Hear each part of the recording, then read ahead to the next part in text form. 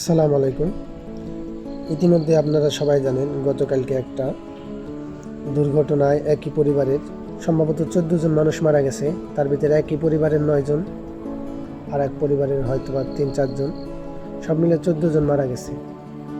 দেখেন আজকে আমি ভিডিওটা দেখলাম, তার পরিবারে একদম পুরা শেষ। তার মা, তার বোন, তার বাপ, তার বোনের 2 ছেলে, নিজে বিয়ে করছে, আজকে বিয়ে করে আনতেছিল, তার বউ সহ, সে সহ নিমেষেই ধ্বংস হয়ে গেল।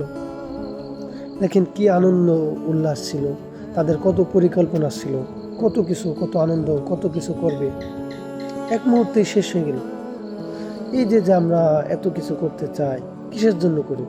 আল্লাহকে ভুলে গিয়ে কি করব, কত পরিকল্পনা করি। আল্লাহ তালাই তো উত্তম পরিকল্পনার মালিক, তাই না?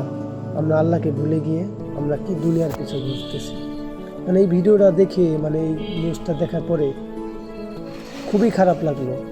ছেলেটা জেনারেল লাইনে পড়ছে, কিন্তু সবসময় দেখছি, যতটুকু দেখলাম, জুব্বে পরা একটা হুজুরের মতো দাঁড়িয়ে আছে মুখে।